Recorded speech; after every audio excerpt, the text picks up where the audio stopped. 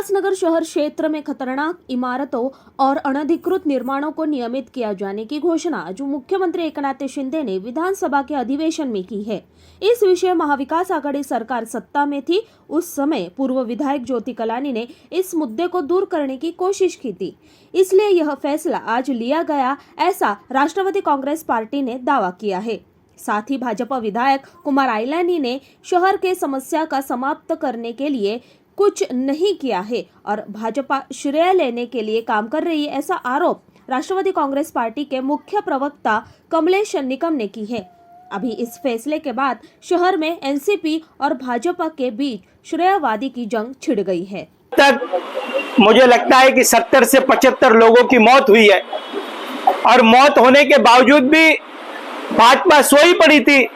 मुझे दुर्भाग्य से कहना चाहता हूं कि यह अधिवेशन में एक अमरावती के आमदार ने 3000 लोगों को पानी नहीं आ रहा है, उस पानी के मसले को लेकर अपनी आवाज उठाई और हमारे शहर का आमदार वहां पर चुप बैठा हुआ नजर आया। शहर के आमदार ने कोई भी आवाज नहीं उठाई। शहर के आमदार ने धोखादायक इमारतों को लेकर एक संबोधन नहीं किया। वो तो आदरणीय मुख्यमंत्री साहब ने कहा कि ये बहुत बड़ी मांग है, इसको लेकर मुख्यमंत्री साहब ने घोषणा कर दी, क्योंकि मुख्यमंत्री साहब के जो लड़के हैं वो लोकसभा क्षेत्र के हमारे खासदार हैं।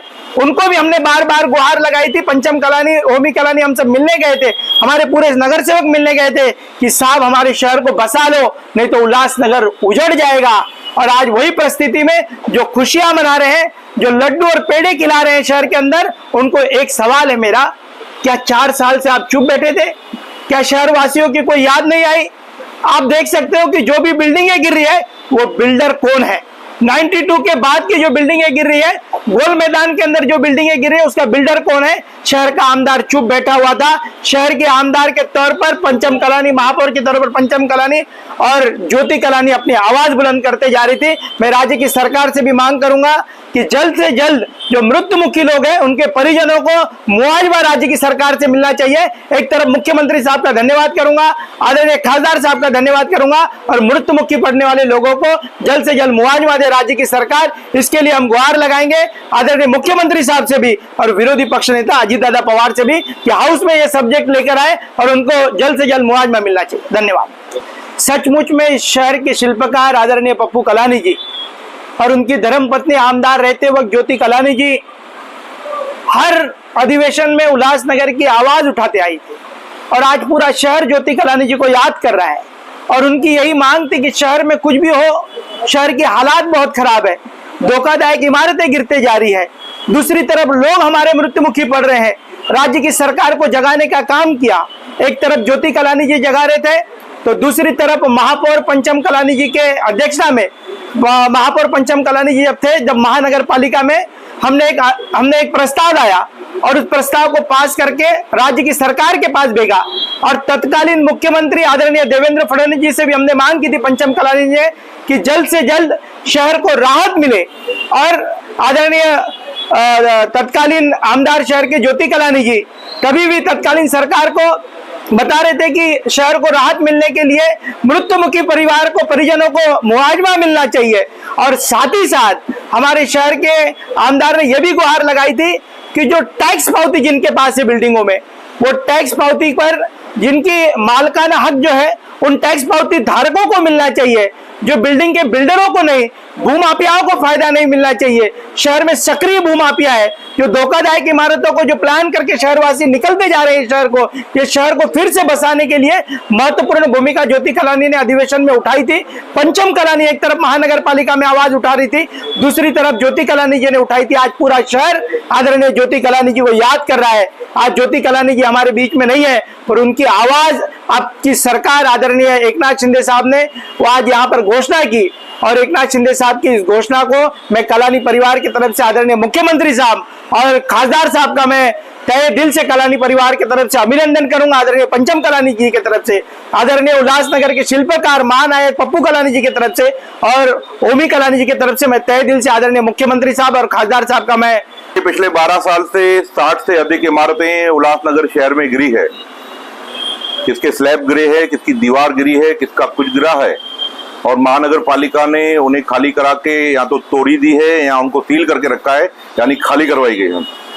और इन 60 इमारतों में करीबन 72 लोगों की जाने गई है और करीब करीब 900 परिवार बेघर हुए हैं, जो आज न जाने किस हालत में है। कोई कल्याण शिफ्ट हो गया है, कोई अंबरनाथ, कोई टीटवाला, कोई अपने मालकाना घर छोड़ के भाड़े पर रह रहा है, कोई अपने सहयोगियों के पास रह रहा है, कोई जो फ्लैट में था वो बैरक में आ गया है, जो फ्लैट में था वो चाल में आ गया है।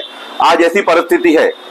अगर भारतीय जनता पार्टी इन मरे हुए 72 लोगों पर और 900 बेघर परिवारों के जो देर हुई है ये आदेश आने में, अगर वो दिवाली साजरा करना चाहती है, वो खुशियां मनाना चाहती है, तो ऐसी खुशी उनको मुबारक। आज शहर के लिए हमारे माननीय तत्कालीन मुख्यमंत्री, या मैं ऐसे कहूं कि हमारे शिंदे साहब ने आज जो विधानसभा में जो सत्र चल रहा है उसमें आज जो घोषणा हुई है, वो शहर के उन सभी जितने भी लोग मर गए हैं इन इमारतों में या बेघर हुए हैं, कहीं ना कहीं आने वाले लोगों तक इस त्रासदी को न पहुंचे, ये दिक्कत न हो, लोग और नहीं मरे, तो एक मार्ग हमें मिला है। आपकी जानकारी के लिए बता दूं, हमारी पूर्व आमदार स्वर्गीय श्रीमती ज्योति कालानी ने अपने पूरे 5 वर्ष में ऐसा कोई सत्र नहीं था, चाहे वो नागपुर अधिवेशन हो, चाहे वो मानसून सत्र हो या बजट अधिवेशन हो, उन्होंने जब जब उल्लासनगर के लिए आवाज बुलंद की है, उनमें धोखादायक इमारतों के लिए उन्होंने पूरी तरह से पुरजोर आवाज बुलंद की है और बाहें फैलाकर, हाथ उठाकर, चाहे उस वक्त की सरकार भारतीय जनता पार्टी शिवसेना की सरकार हो या महाविकास की सरकार में पंचम ओमी कालानी जी जब महापौर हो, तो इन दोनों ने, कालानी परिवार ने, मैं कहूं कि इस शहर के लिए हाथ उठाकर सरकार से गुहारें लगाई है, भीख मांगी है, जोलियां फैलाई है कि हमारे शहर को लाशों का शहर बनने न दें, इसे फिर से उजड़ने मत दें। हम जो इस जंगल को मंगल हम लोगों ने उल्लासनगर को बनाया है, उसे एक बार फिर से जंगल होने न दें। कृपया कोई न कोई सरकार की तरफ से अध्यादेश आने चाहिए। आपको बता दूं, पूर्व आमदार पप्पू